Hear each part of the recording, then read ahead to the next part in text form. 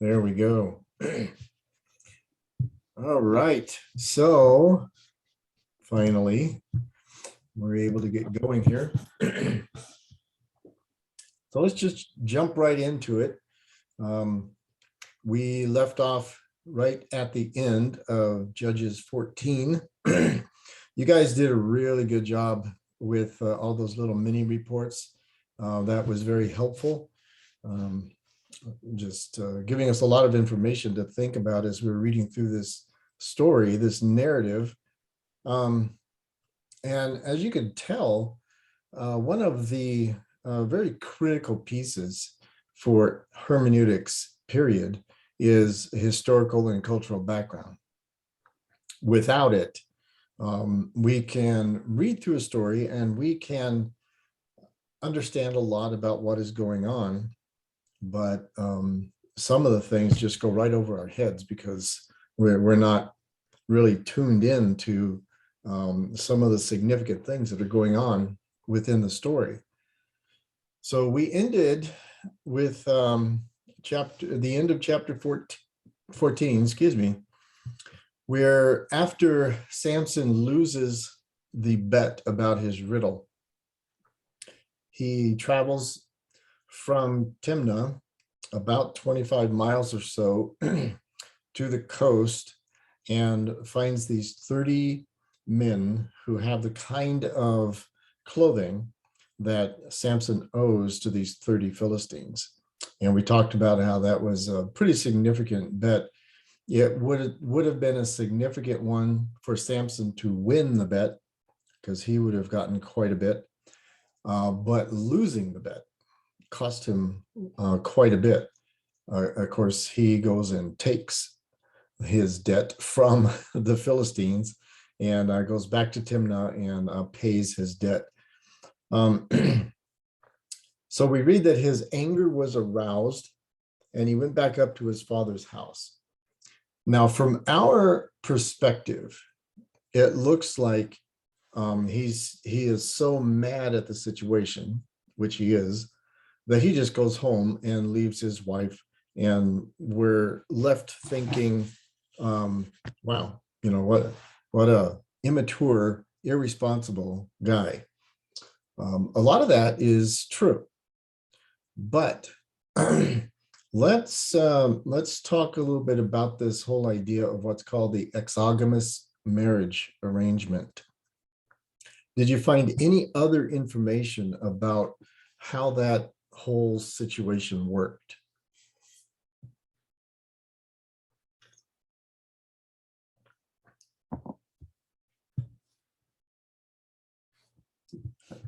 Are you trying to talk? You're muted.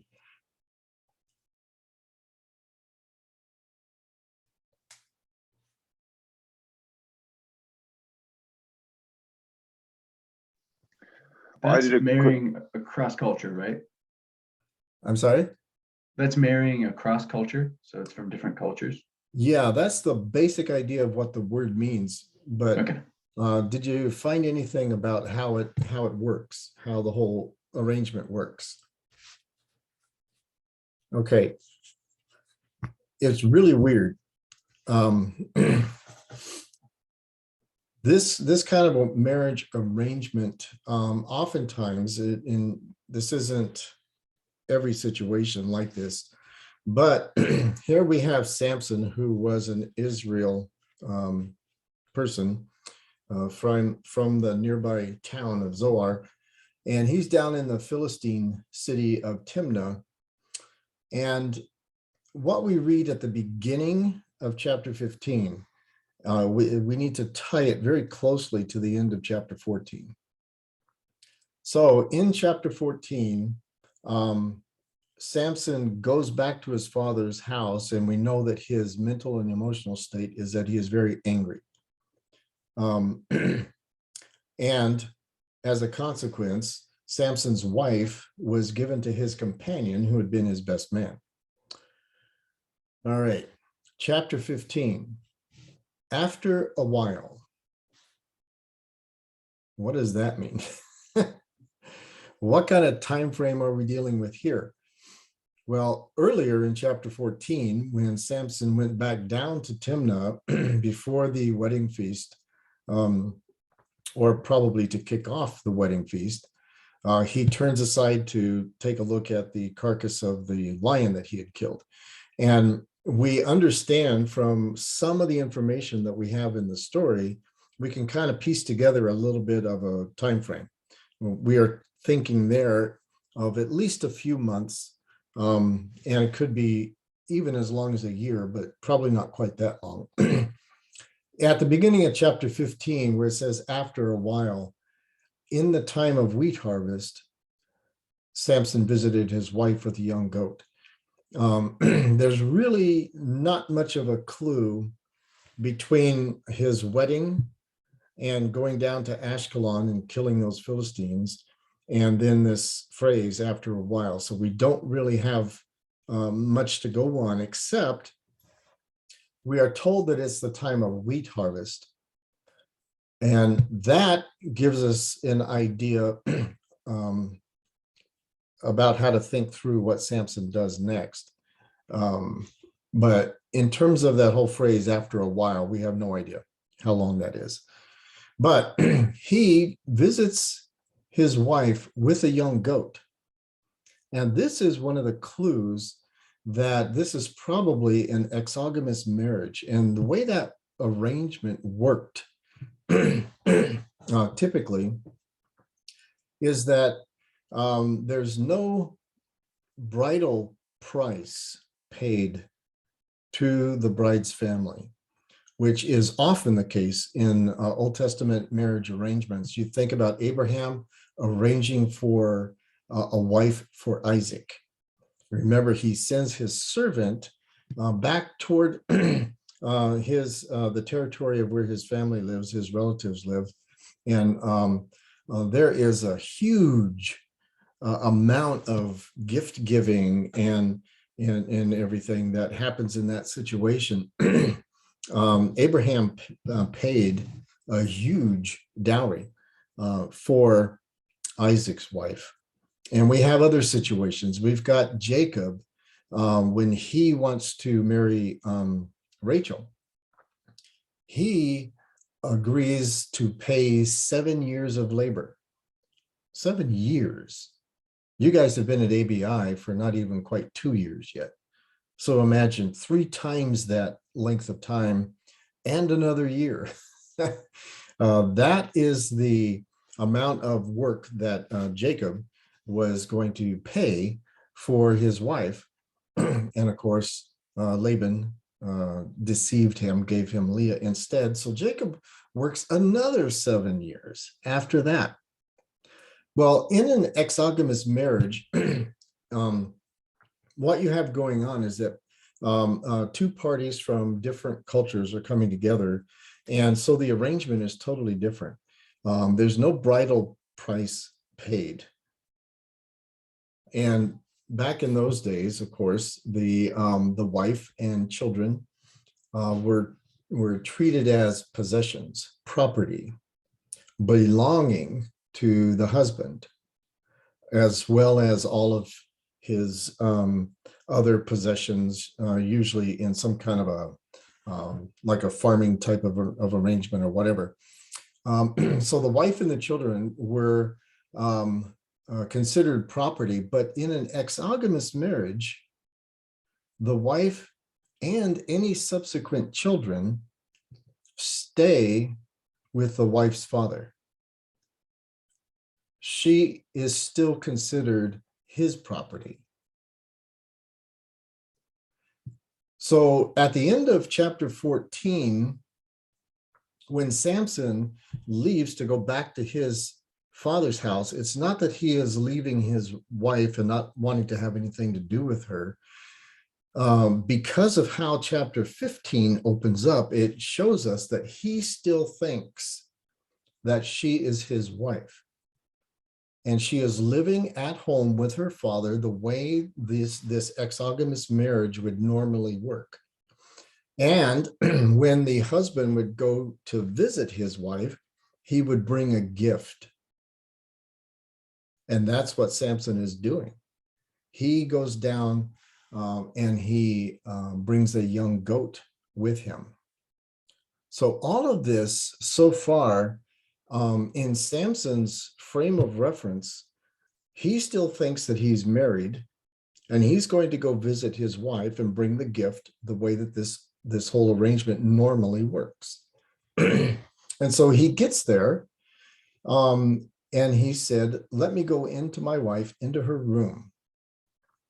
But her father would not permit him to go in. Her father said, I really thought that you thoroughly hated her.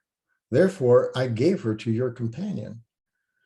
So when Samson let his anger and his emotions control him at the end of chapter 14, when he leaves Timnah, his father-in-law thinks, because of his rage, that he doesn't want to have anything to do with them.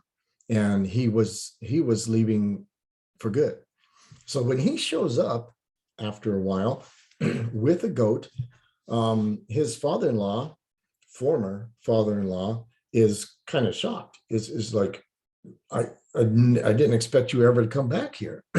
So I gave her to another. So here's another point of irony. Samson did not know that he was no longer married to this Timnah woman. That's kind of a shock. Pretty amazing. What a thing, and this is kind of like the third big surprise that happens with this whole scenario of Samson going down to Timnah. He's surprised by the lion. He's surprised by the bees in the carcass. Then this whole riddle game goes south and he leaves in a rage. But when he comes back to visit his wife, he finds out he's no longer married. Pretty amazing. Now, this is rather contrary to the biblical model of marriage. What do we read in Genesis 2 about the marriage arrangement?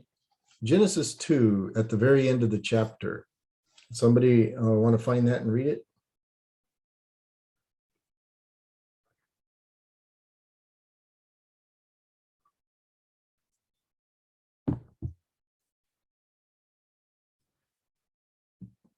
Is that the one where a man shall leave his father and mother and become one with his wife? Yeah. That is the biblical model of marriage. And note that this is in chapter 2 of Genesis. This is before the fall. So before Adam and Eve fell into sin and created the whole situation that we are living under, pre-fall, the biblical model of marriage was the husband, the man, was going to leave his family. Cleave is a word that is used often.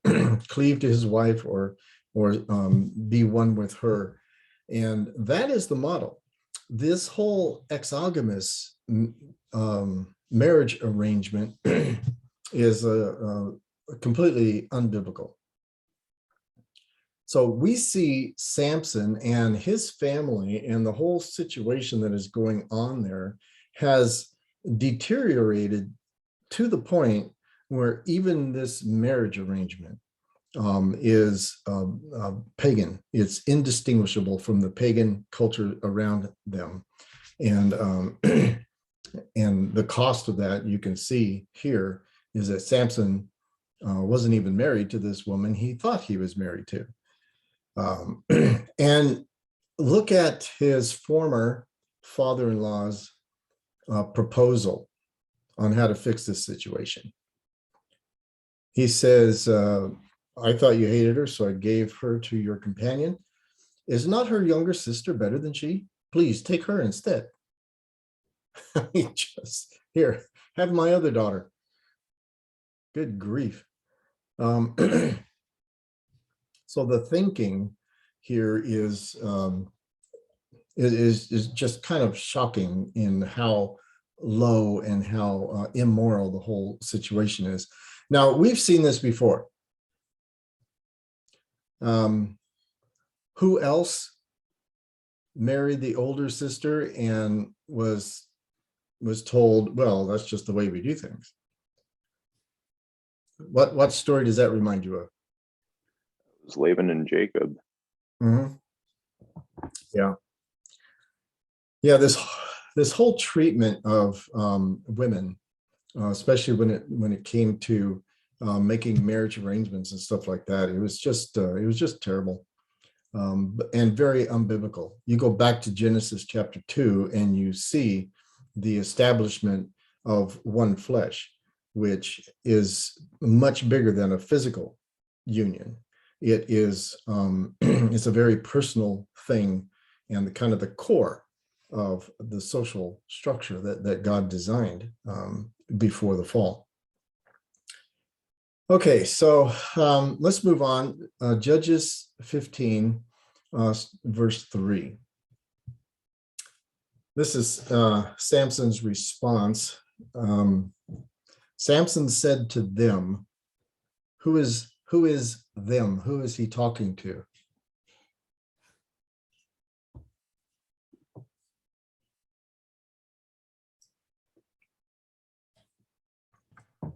Is it the father and, I mean, his now ex-wife? Yeah, yeah. And whoever else might be around from that family. He's down there at his former in-laws' home to visit his ex-wife that he didn't know was his ex-wife. And so he says to them, it could also be that he is addressing a representation of the town of Timnah. We don't know, but we just know that he's addressing some kind of a group. It could be a small group, it could be a large group. But what he says is, this time I shall be blameless regarding the Philistines if I harm them. What does he mean by this time?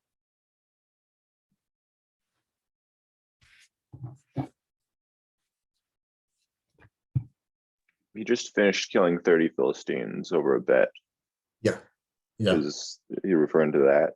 Yeah, yeah, he is. And this time saying he's blameless kind of implies that the first time he was culpable. Interesting that what happens in chapter 15 is that there is a response from the Philistines to what Samson does. But earlier in chapter 14, we don't read about any response. And yet Samson seems to be taking on accountability for something done wrong, and the killing of those 30 people.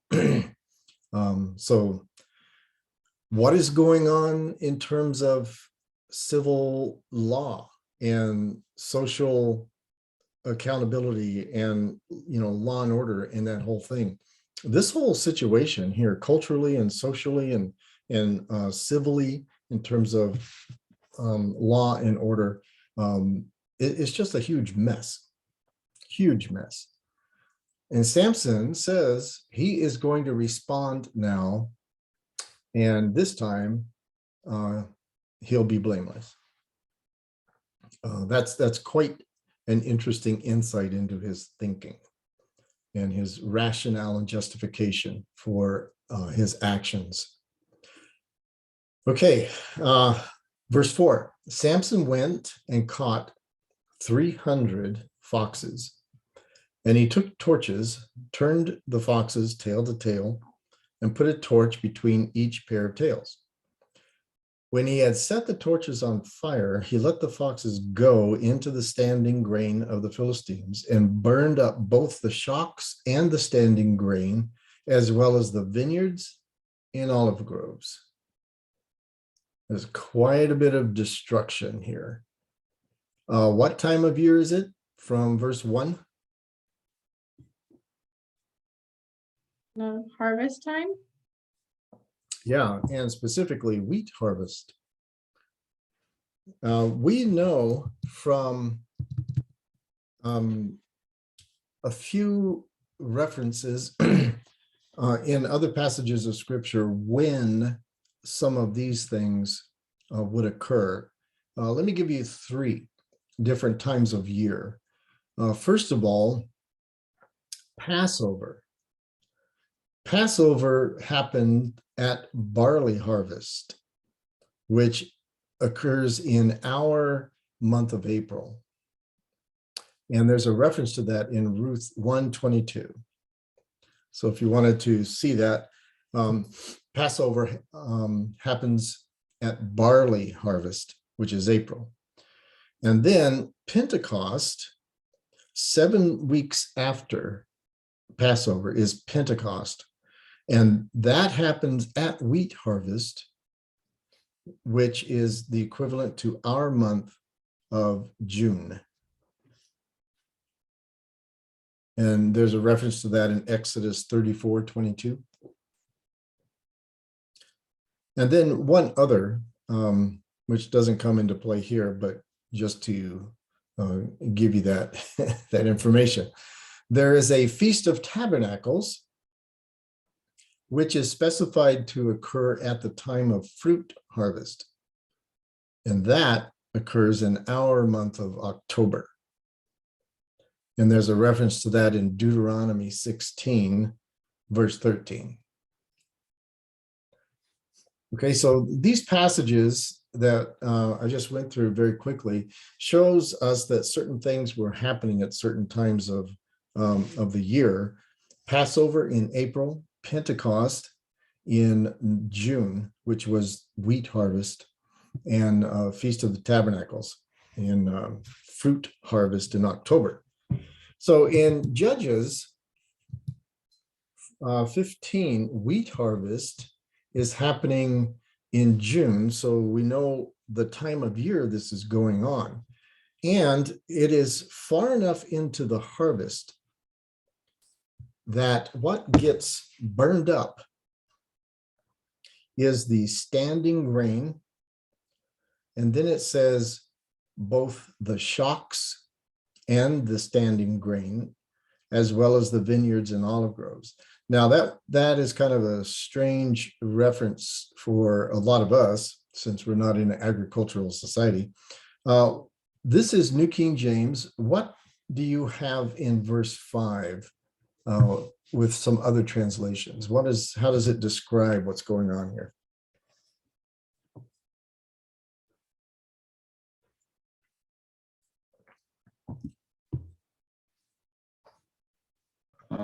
I have ESV, and it's really similar. It says standing grain, stacked grain, and olive wood. Okay, standing grain and what else? Stacked grain. Stacked. Okay, cool. So what that is describing, remember that valley of Sorek, and it's got that that river that goes through it. So it's pretty well irrigated and a nice lush valley nowadays, and it probably was during Samson's time as well. And this is around June, and harvest is happening. And some of the grain, the wheat, has already been stacked. It has been harvested and stacked, which means it is ready to be carried off the field for storage for winter. Samson burns it all up. All of the grain that had been already cut and stacked and was ready to be taken, and the wheat that had not yet been cut, that was still standing, that burned up, as well as the vineyards and olive groves. This was a devastating loss in that valley. And if you remember from the map, the people of the Philistines didn't occupy an awful lot of the territory. That valley was a significant food production area, and Samson destroyed it. Now, an interesting thing about the Philistines is that not only were they at this time in dominion over Israel, but the Philistine people, they have been described as sea people and various ways, and their history started rather north of Israel, and what is now the Turkey area, and in the New Testament times, the area that is called Asia Minor.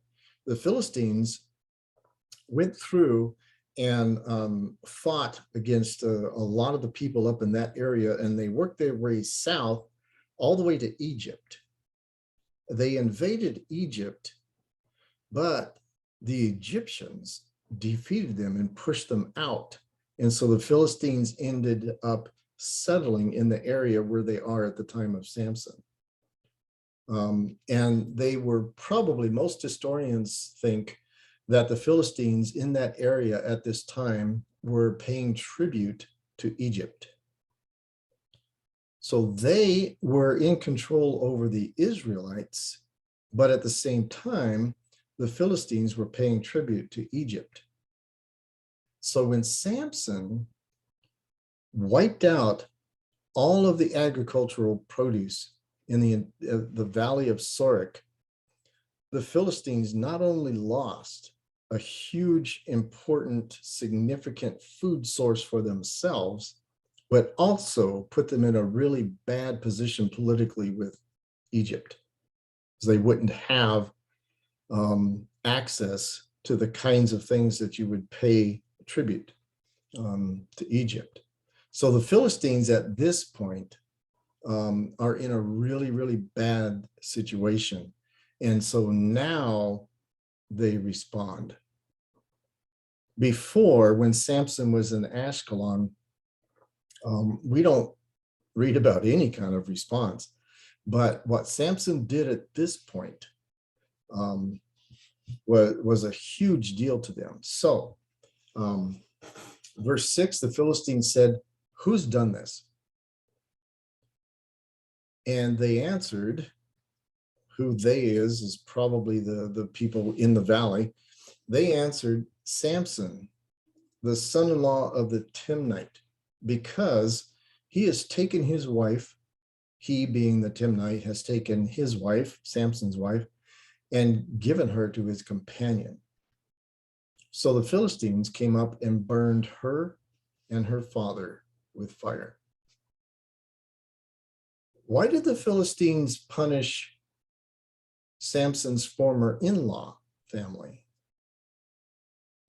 Why did they do that instead of coming against Samson directly?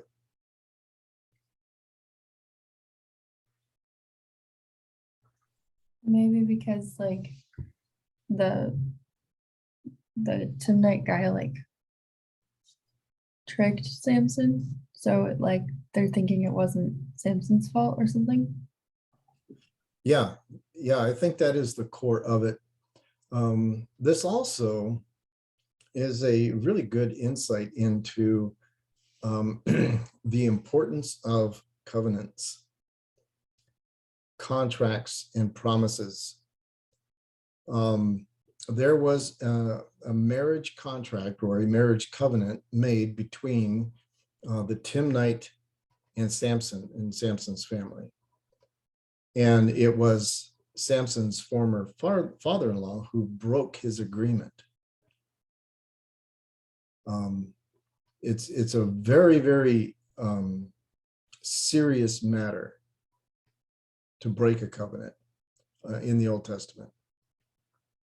And it still is today. You violate a contract, you're going to have to pay a penalty. But back then, this was a very serious matter.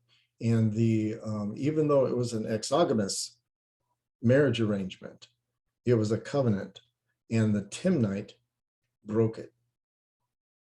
And Samson's response was considered a legitimate response by the Philistines. They are the ones that suffered a great loss at the hand of Samson. But the penalty was exacted from Samson's in-law. family. And that is just a very brief, but a very significant look into how seriously covenants were talked about and how they were considered in the Old Testament period. Another thing to think about here with this whole situation of Samson catching these foxes. What is one of the differences between Samson going against the 30 men in Ashkelon and now Samson catching and using these foxes as a weapon? As the story is described, what's one of the big differences between those two events?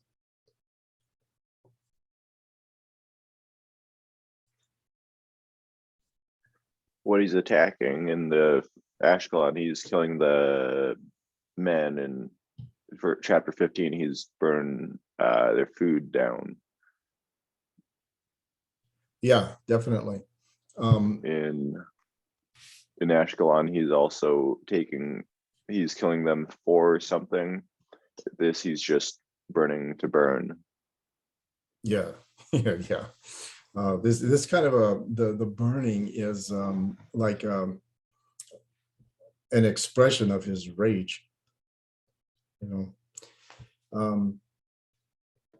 How the story is put together, we're going to see once we get through looking at all the details. We're going to take another look at how the story is put together, and we're going to see a pattern of how this is told. So yes, we have death in chapter 14. We have destruction in chapter 15. Jariah, are you going to say something? Nope. Well, another big difference, which is kind of a curious one because of some things that happen next. In chapter 14, the Spirit of the Lord comes on Samson, and he goes down to Ashkelon. Here, we don't read about the Spirit of the Lord coming on Samson. He just does this. And the curious thing about that is when Samson next attacks the Philistines and destroys 1,000 of them, we don't read about the Spirit of the Lord either. So there are some very curious differences between the events in Samson's life. So just something to kind of wake us up and wonder, okay, I can see how Samson attacking the Philistines in Ashkelon, that God enabled him with supernatural strength. And then you compare that with what he did with the foxes. Okay, maybe he was able to do that on his own. But then what about taking the jawbone and slaying 1,000 Philistines? Did he do that on his own? It's just one of those questions that comes up as you're reading the story. You're wondering, why are these things not mentioned here and there? And it's done that way on purpose. We're supposed to ask those questions, especially since we are given information that the characters in the story don't know.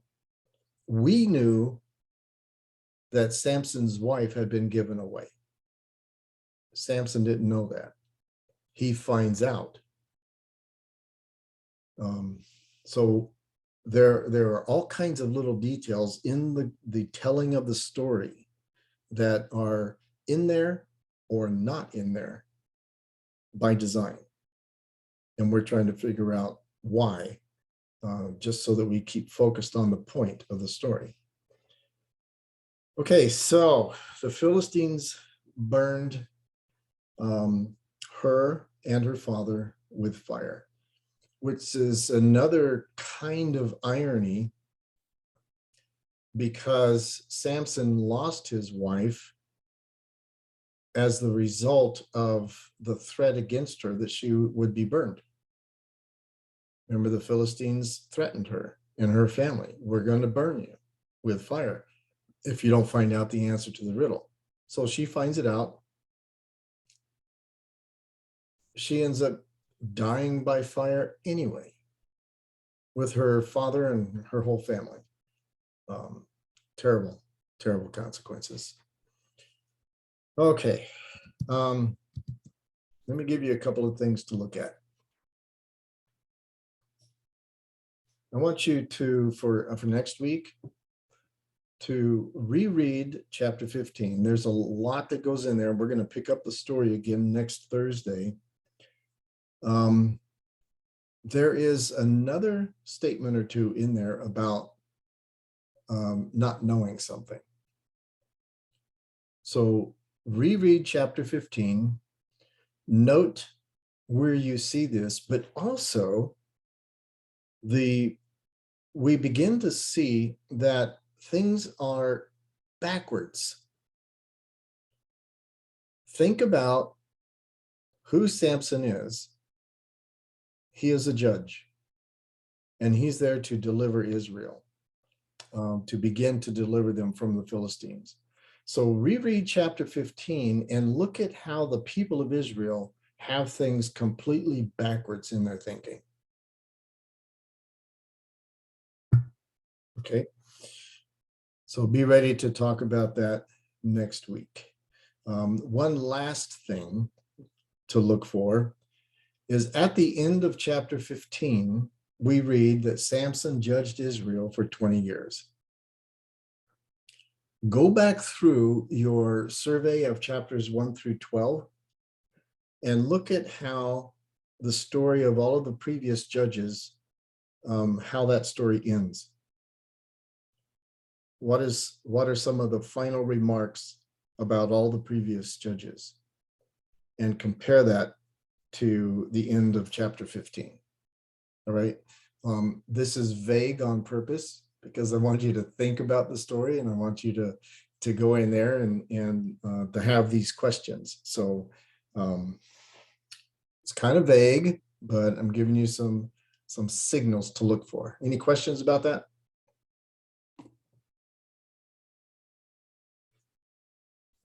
Okay, and don't forget, you can work on these together. That's fine. All right. Okay, we are out of time. We will see you guys next week. Thank you. All right. See ya. Have a good weekend. Yeah, you too. Bye.